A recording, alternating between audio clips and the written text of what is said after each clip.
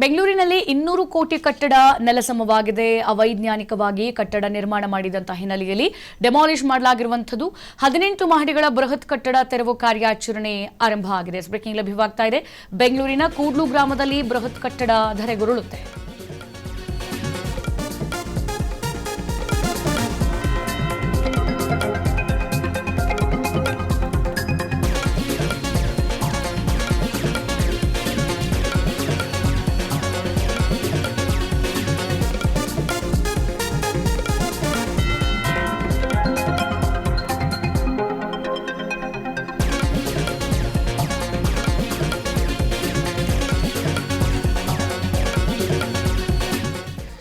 ಬೆಂಗಳೂರಿನಲ್ಲಿ ಬೃಹತ್ ಕೋಟಿ ವೆಚ್ಚದಲ್ಲಿ ಕಟ್ಟಿದಂತಹ ಕಟ್ಟಡ ಈಗ ನೆಲಸಮ ಆಗ್ತಾ ಇದೆ. 200 ಕೋಟಿ ವೆಚ್ಚದಲ್ಲಿ ಈ ಕಟ್ಟಡವನ್ನ ನಿರ್ಮಾಣ ಮಾಡಲಾಗಿತ್ತು. ಅದು ಕೂಡ ಅವೈಜ್ಞಾನಿಕವಾಗಿ ಕಟ್ಟಡವನ್ನ ನಿರ್ಮಾಣ ಮಾಡಿದಂತ ಹಿನ್ನೆಲೆಯಲ್ಲಿ ಈಗ ಡೆಮಾಲಿಷ್ ಮಾಡಲಾಗ್ತಾ ಇದೆ. 18 ಮಹಡಿಗಳ ಬೃಹತ್ ಕಟ್ಟಡ ತೆರವು ಕಾರ್ಯಾಚರಣೆ ಈಗ ಆರಂಭ ಆಗಿದೆ. ಬೆಂಗಳೂರಿನ ಕೂಡ್ಲು ಗ್ರಾಮದಲ್ಲಿ ಬೃಹತ್ ಕಟ್ಟಡ ಇತ್ತು. 200 ಕೋಟಿ ರೂಪಾಯಿ ವೆಚ್ಚದಲ್ಲಿ 16 ಅಂತಸ್ತಿನ ಫ್ಲಾಟ್ಗಳು ಈಗ ನೆಲಸಮ ಆಗ್ತಾ ಇರುವಂತದ್ದು. ನೋಡಿ, SNN ರಾಜ್ ಕಾರ್ಪ್ ಸಂಸ್ಥೆಯಿಂದ ಈ ಕಟ್ಟಡ ನೆಲಸಮ ಆಗ್ತಾ ಇರುವಂತದ್ದು. SNN ರಾಜ್ ಇ ಬ್ಲಾಕ್ ನಲ್ಲಿರುವಂತಹ 49 ಅಪಾರ್ಟ್ಮೆಂಟ್ಗಳು ಈಗ ತೆರವು ಮಾಡಲಾಗ್ತಾ ಇದೆ. ಬೆಂಗಳೂರಿನ ಕೂಡ್ಲು ಗ್ರಾಮದಲ್ಲಿ ಈ ಕಟ್ಟಡ ನಿರ್ಮಾಣವಾಗಿತ್ತು. ಸುರಕ್ಷಿತ ಹಾಗೆ ನಿಯಂತ್ರಿತ ವಿಧಾನದಲ್ಲಿ ಸದ್ಯ ಕಟ್ಟಡ ಕೆಡವೋಕೆ ನಿರ್ಧಾರ ಮಾಡಲಾಗಿದೆ ಎಂಬ ಮಾಹಿತಿ ಗೊತ್ತಾಗ್ತಾ ಇದೆ. ಸುಮಾರು 200 ಕೋಟಿ ರೂಪಾಯಿ ವೆಚ್ಚದಲ್ಲಿ ಈ ಒಂದು ಬೃಹತ್ ಕಟ್ಟಡವನ್ನ ನಿರ್ಮಾಣ ಮಾಡಲಾಗಿತ್ತು. ಬೃಹತ್ ವಸತಿ ಸಂಕೀರ್ಣವನ್ನ ಕೂಡ ಇದು ಹೊಂದಿತ್ತು. ಕಟ್ಟಡ ಸುಮಾರು 18 ಅಂತಸ್ತನ್ನ ಈ ಬೃಹತ್ ಕಟ್ಟಡ ಹೊಂದಿತ್ತು ಎಂಬ ಮಾಹಿತಿ ಗೊತ್ತಾಗ್ತಾ ಇದೆ. ನೋಡಿ, ಸರಿಯಾಗಿ ನಾವು ಕಟ್ಟಡ ಕಟ್ಟುವಾಗಲೇ, ಕಟ್ಟಡ ಅಂತಲ್ಲ, ಯಾವುದೇ ಮನೆ ಅಥವಾ 2 ಫ್ಲೋರ್ ಬಿಲ್ಡಿಂಗ್ ಕಟ್ಟುವಾಗಲೂ ಕೂಡ ನಾವು ಅದಕ್ಕೆ ಯಾವ ರೀತಿಯಾಗಿ ಬ್ಲಾಕೇಜ್ಗಳನ್ನ ಕಟ್ಟಬೇಕು, ಜೊತೆಗೆ ಅದು ಸ್ಟ್ರಾಂಗ್ ಆಗಿರಬೇಕು ಅಂತಂದ್ರೆ ಯಾವ್ಯಾವ ಥರದ ಒಂದು ಇಂಜಿನಿಯರಿಂಗ್ ವಿಧಾನಗಳಲ್ಲಿ ಮೆಟೀರಿಯಲ್ಸನ್ನು ಯೂಸ್ ಮಾಡಿಕೊಂಡು ಕಟ್ಟಬೇಕು ಅವೆಲ್ಲ ಕೂಡ ನಮಗೆ ಗೊತ್ತಿರಬೇಕು. ಇಲ್ಲ ಅಂತ ಅಂದರೆ ಆ ಕಟ್ಟಡ ಎಷ್ಟೇ ನಾವು ಹೈಟ್ ಕಟ್ಟಿದ್ರು ಕೂಡ ಕೊನೆಗೆ ಡೆಮಾಲಿಷ್ ಮಾಡಬೇಕಾದಂತಹ ದುರ್ವಿಧಿ ಬಂದೇ ಬರುತ್ತೆ. ಹಾಗಾಗಿ ಈ ಕಟ್ಟಡವನ್ನು ಕೂಡ ಅವೈಜ್ಞಾನಿಕವಾಗಿ ನಿರ್ಮಾಣ ಮಾಡಿದಂಥ ಹಿನ್ನೆಲೆಯಲ್ಲಿ ಈಗ 18 ಮಹಡಿಗಳ ಬೃಹತ್ ಕಟ್ಟಡವನ್ನು ತೆರವು ಮಾಡಲಾಗ್ತಾ ಇದೆ. ಬೆಂಗಳೂರಿನ ಕೂಡ್ಲು ಗ್ರಾಮದಲ್ಲಿ ಬೃಹತ್ ಕಟ್ಟಡ ಧರೆಗುರುಳ್ತಾ ಇದೆ. ನೋಡಿ, 200 ಕೋಟಿ ರೂಪಾಯಿ ವೆಚ್ಚದಲ್ಲಿ 16 ಅಂತಸ್ತಿನ ಫ್ಲಾಟ್ಗಳನ್ನು ಹೊಂದಿತ್ತು ಈ ಕಟ್ಟಡ. ಸದ್ಯ ಈಗ ಡೆಮಾಲಿಷ್ ಮಾಡಲಾಗ್ತಾ ಇದೆ. ಇದು SNN ರಾಜ್ ಕಾರ್ಪ್ ಸಂಸ್ಥೆಯಿಂದ ಕಟ್ಟಿದಂಥ ಕಟ್ಟಡ ಈಗ ನೆಲಸಮ ಆಗ್ತಾ ಇರುವಂಥದ್ದು. SNN ರಾಜ್ ಇ ಬ್ಲಾಕ್ ನಲ್ಲಿರುವಂತಹ 49 ಅಪಾರ್ಟ್ಮೆಂಟ್ಗಳು ಕೂಡ ಈಗ ತೆರವುಗೊಳಿಸ್ತಾ ಇದೆ. ಬೆಂಗಳೂರಿನ ಕೂಡ್ಲು ಗ್ರಾಮದಲ್ಲಿ ನಿರ್ಮಾಣವಾಗಿತ್ತು.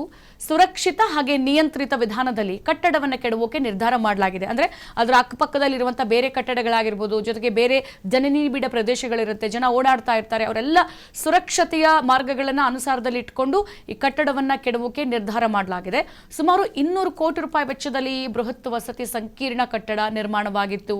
ಈಗ ಅದು ಧರೆಗುರುಳ್ತಾ ಇದೆ. 18 ಅಂತಸ್ತನ್ನು ಹೊಂದಿತ್ತು ಕೂಡ ಈ ಬೃಹತ್ ಕಟ್ಟಡ. ಈಗ ಡೆಮಾಲಿಷ್ ಮಾಡಲಾಗ್ತಾ ಇದೆ. ಸೊ ಅದಕ್ಕೆ ಅದರದೇ ಆದಂತಹ ಕಳಪೆ ಕಾಮಗಾರಿಗಳು ಆಗಿರ್ಬೋದು, ಜೊತೆಗೆ ಕಟ್ಟಡ ಕಟ್ಟುವಾಗ ಇಂಜಿನಿಯರಿಂಗ್ಗಳು ಸರಿಯಾದ ಸಲಹೆಯನ್ನು ಕೊಟ್ಟಿಲ್ವಾ, ಯಾಕಾಗಿ ಅನ್ನುವಂಥದ್ದನ್ನು ಅವರು ಕೂಡ ಸರಿಯಾಗಿ ಗಮನಿಸಿಲ್ಲ.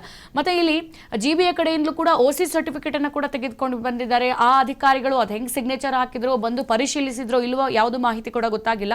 ಸೊ ಹಾಗಾಗಿ ಈಗ ಆ ಕಟ್ಟಡದ ಕಳಪೆ ಕಾಮಗಾರಿ ಗೊತ್ತಾಗ್ಬಿಟ್ಟು 18 ಕಟ್ಟಾದ್ಮೇಲೆ 18 ಕಟ್ಟಡದ ಒಂದು ಬಿಲ್ಡಿಂಗ್ ಅನ್ನ ಡೆಮಾಲಿಷ್ ಮಾಡ್ತಾರೆ ಅಂತಂದ್ರೆ ಆ ಪರಿಶ್ರಮ, ದುಡ್ಡು ಎಲ್ಲ ಕೂಡ ವ್ಯರ್ಥ. ಎಲ್ಲ ದುಡ್ಡು ಎಲ್ಲ ಖರ್ಚಾಗಿದೆ. ಬಟ್ ನಮ್ಮ MD ದುಡ್ಡು ಮುಖಾಂತರ ನೋಡಲ್ಲ.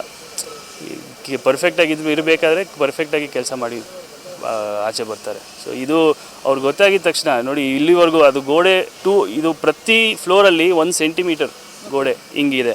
ಅವ್ರು ಒಪ್ಪಲ್ಲ. ನಮ್ಮದು ಕಂಪ್ನಿ ಸ್ಟ್ಯಾಂಡರ್ಡೇ ಹಂಗೆ. 1 ಸೆಂಟಿಮೀಟರ್ ಇಡೀ ಬಿಲ್ಡಿಂಗಲ್ಲಿ ಇರಬೇಕು. ಪ್ರತಿ ಫ್ಲೋರಲ್ಲಿ 1 ಸೆಂಟಿಮೀಟರ್ ನಾವು ಒಪ್ಪೋಕ್ಕಾಗಲ್ಲ. ಕಣ್ಣಲ್ಲಿ ನೋಡಿದ್ರೆ ಯಾರಿಗೂ ಗೊತ್ತಾಗಲ್ಲ. ಬಟ್ ಇವಾಗ ನಮ್ಗೆ ಗೊತ್ತಿದೆ.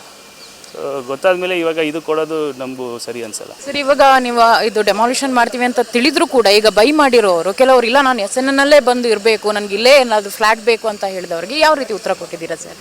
ಅದೇ ಸುಮಾರು ಜನ ಅದೇ ಕೇಳಿದ್ರು. ಇಲ್ಲೇ ಇದು 1000 ಮನೆ ಇದೆ ಸರ್, ಎಲ್ಲೋ ಒಂದು ಯಾವುದೋ ಬೇರೆ ಮನೆ ಇಲ್ಲೇ ಕೊಟ್ಬಿಡಿ. ಬಟ್ ನಮ್ಮ ಕಡೆಯಿಂದ ಎಲ್ಲ ಸೇಲ್ ಆಗೋಗ್ಬಿಟ್ಟಿದೆ. ಇಲ್ಲಿ ರೀಸೇಲ್ ಸಿಕ್ಕೋದು ಭಾಳ ಕಷ್ಟ.